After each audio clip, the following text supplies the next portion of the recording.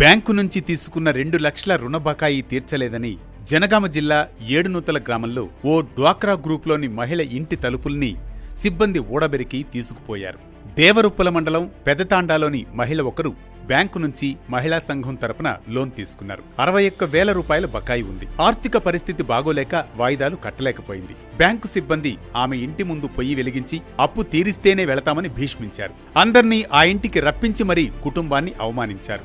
రైతులు పేదలకు రుణాలివ్వడమే కష్టం. 1-2 లక్షల రుణాలైనా అనేక హామీలు చూపిస్తేనే కాని ఇవ్వరు. అన్ని రూల్స్ను పాటిస్తే ఇచ్చే ఆ రుణాల బకాయిలను ఏమాత్రం కట్టలేకపోయినా ఇక ఆ పేదల పని అంతే. 10,000 బకాయి ఉన్నా దాన్ని తీర్చేంతవరకు నానా రకాలుగా వేధింపులకు గురిచేస్తూ ఉంటారు. ఈ సంఘటనలు కొన్ని ఉదాహరణలు మాత్రమే. ఇలాంటివి రోజూ కోకొల్లలు. సీన్ కట్ చేస్తే పేదలు ఏమాత్రం బకాయి ఉన్నా నయా పైసలతో సహా తీరిస్తేనే కాని వదలని బ్యాంకులు ఇటీవల మాజీ ఎంపీ టి సుబ్బరామిరెడ్డి కుటుంబం తీసుకున్న రుణాలపై ఎంతో ఉదారతను చూపించాయి. 5,700 కోట్ల రూపాయలను వదులుకోవడానికి సిద్ధపడ్డాయి. సుబ్బరామిరెడ్డికి చెందిన గాయత్రి ప్రాజెక్ట్ సంస్థ 8,100 కోట్ల రుణాన్ని బ్యాంకుల నుంచి తీసుకుంది. Canara bank, PNB, IDBI, bank of Baroda బ్యాంకులు ఈ రుణాన్ని అందించాయి. ఈ రుణాన్ని తీర్చడంలో విఫలమైన గాయత్రి ప్రాజెక్ట్స్ పై బ్యాంకులు ఎన్సీఎల్టీలో దివాలా పిటిషన్ దాఖలు చేశాయి. ఈ సంస్థను కొనుగోలు చేసేందుకు ఎవ్వరూ ముందుకు రాలేదు.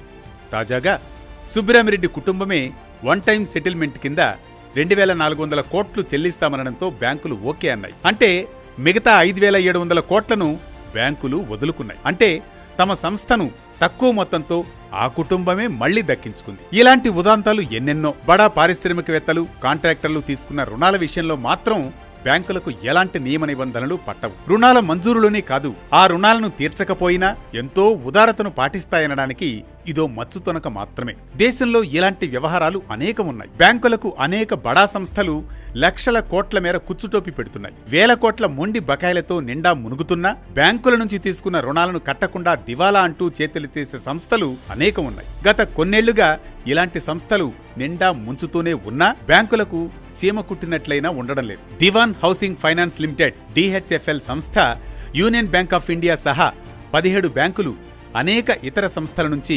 91,000 కోట్లను రుణాలుగా తీసుకుంది. ఈ సంస్థ తీసుకున్న రుణాల్లో 31,000 కోట్లను ప్రమోటర్లు, షెల్ కంపెనీల ద్వారా దారి మళ్లించారన్న ఆరోపణలు వెల్లువెత్తాయి. అసలు మాట అటుంచి వడ్డీలను కూడా బ్యాంకులకు చెల్లించలేదు. దీంతో ఆర్బీఐ దీన్ని దివాలా కంపెనీగా పరిగణించింది. ఎన్సీఎల్టీ లిక్విడేషన్ ప్రక్రియలో ఈ కంపెనీని 34,250 కోట్లకు పిరమల్ క్యాపిటల్ హౌసింగ్ లిమిటెడ్ సంస్థ టేకోవర్ చేసింది. అంటే బ్యాంకులు, ఇతర సంస్థలు 60,000 కోట్లకు పైగా వదులుకోవలసి వచ్చింది. Bhushan power and steel company 33 బ్యాంకుల నుంచి 47,204 కోట్లను రుణంగా తీసుకుంది. కంపెనీ లాభాల్లో ఉన్న బ్యాంకులకు రుణాలు తిరిగి చెల్లించకుండా చేతులెత్తేసింది. ఈ మొత్తాన్ని ఆ సంస్థ ప్రమోటర్లు 200 షెల్ కంపెనీల ద్వారా దారి మళ్లించినట్లు సిబిఐ విచారణలో తేలింది. దివాలా ప్రక్రియలో జేఎస్డబ్ల్యూ సంస్థ 19,700 కోట్ల రూపాయలకు చెల్లించేందుకు ముందుకొచ్చింది. బ్యాంకులందించిన రుణం సొమ్ములో 60% కోల్పోయినట్లే. ఇక ఇదే భూషణ్ కంపెనీకి సంబంధించిన స్టీల్ కంపెనీ వివిధ సంస్థల నుంచి 52,000 కోట్లకు పైగా రుణాన్ని తీసుకుని దివాలా తీయగా టాటా స్టీల్ కంపెనీ 35,000 కోట్లకు తీసుకుంది. అంటే బ్యాంకులకు 17,000 కోట్లు నష్టమైంది. ఎస్ఆర్ స్టీల్ కంపెనీది అదే దారైంది. ఈ సంస్థ రుణ బకాయిలు 49,000 కోట్ల రూపాయలకు చేరుకోగా చివరకు దివాలాను ప్రకటించింది. ఎన్సీఎల్టీ ఇన్సాల్వెన్సీ ప్రక్రియలో ఈ సంస్థను 42,000 కోట్ల రూపాయలకు ఆర్సెల్ఆర్ మిట్టల్, నిప్పన్ స్టీల్ కంపెనీలు టేకోవర్ చేశాయి. ల్యాంకో, ఇన్ఫ్రాటెక్ బ్యాంకులు, ఇతర సంస్థలకు దాదాపు 42,000 కోట్ల రుణ బకాయి పడింది. చివరకు దివాలాకు దారితీసింది. అనిల్ అంబానీకి చెందిన ఆర్కామ్ కంపెనీ బ్యాంకుల నుంచి తీసుకున్న 43,000 కోట్ల రుణాన్ని తిరిగి చెల్లించలేక దివాలా దిశగా వెళ్తున్న సంగతి తెలిసిందే. తాజాగా దీనిపై అనిల్ అంబానీ కేసులను ఎదుర్కొంటున్నారు. అలోక్ ఇండస్ట్రీస్ 30,000 కోట్ల రూపాయల మేర బ్యాంకులకు బకాయి పడి దివాలా ప్రకటించింది. ఈ సంస్థను రిలయన్స్, జేఎం ఫైనాన్షియల్ సంస్థలు 5,000 కోట్ల రూపాయలకు దక్కించుకునేలా బిడ్లో గెలిచాయి. ఇక ల్యాంకో ఇన్ఫ్రాటెక్ సంస్థ దాదాపు 50,000 కోట్ల రూపాయల మేర రుణ బకాయిలతో దివాలా తీసింది. ఇందులో ఐసిఐసిఐ బ్యాంకుదే 7,380 కోట్ల రూపాయలుగా ఉంది. మొత్తంగా ఈ సంస్థ వల్ల బ్యాంకులు 45,000 కోట్ల రూపాయల మేరకు నష్టపోయినట్లు బ్యాంకింగ్ అధికారులు పేర్కొంటున్నారు. 10 ఏళ్లలో 16.35 లక్షల కోట్ల మొండి బకాయిలు రైట్ ఆఫ్. వివిధ కంపెనీలు, బడా పారిశ్రామికవేత్తలు తీసుకున్న రుణాల బకాయిలు గత 10 ఏళ్లలో కొండల్లా పేరుకుపోయాయి. ఇవి ఆయా బ్యాంకుల వద్ద నిరర్థక ఆస్తులుగా మిగిలిపోయాయి. ఈ రుణ బకాయిలు వసూలయ్యే మార్గం కానరాక ప్రభుత్వం వాటిని రైట్ ఆఫ్ అని ప్రకటిస్తోంది. అత్యధికంగా 2018-19లో 2.36 లక్షల కోట్ల మొండి బకాయిలను కేంద్రం రైట్ ఆఫ్ చేసింది. కేంద్రంలో ఎన్డీఏ ప్రభుత్వం కొలువుదీరిన 2014-15లో రైట్ ఆఫ్ చేసిన మొత్తం 58,786 కోట్లే కాగా ఆ తర్వాత నుంచి అది పెరుగుతూ పోయింది. గత ఏడాదిలో 1.7 లక్షల కోట్ల మొండి బకాయిలను కేంద్రం రైట్ ఆఫ్ చేస్తున్నట్లు ప్రకటించింది. రద్దు బదులు ముద్దుగా రైట్ ఆఫ్. బడా వ్యక్తులు, సంస్థలు తీసుకున్న రుణాలు ఆ తర్వాత వాటిని షెల్ కంపెనీల ద్వారా పక్కదారి పట్టించినట్లు సిబిఐ, ఈడీ వంటి వివిధ సంస్థల విచారణలో తేటతెల్లమవుతోంది. ఆ నిధులతో సొంత ఆస్తులను పెంచుకుంటున్న బడా పారిశ్రామికవేత్తలు, సంస్థలు రుణాలు తీర్చలేమని చేతులెత్తేస్తున్నారు. దివాళా ప్రక్రియలో బకాయిల మొత్తంలో ఎంతో కొంత తిరిగి వసూలైతే సరే, లేదంటే మొత్తం రుణం వసూలు కాని బకాయిగా మిగిలిపోతోంది. ఇలా ఇప్పటి వరకు ఏటా లక్షల కోట్ల మేర మొండి బకాయిలను రైట్ ఆఫ్ చేస్తున్నట్లు ప్రభుత్వం ప్రకటిస్తూ పెద్దలకు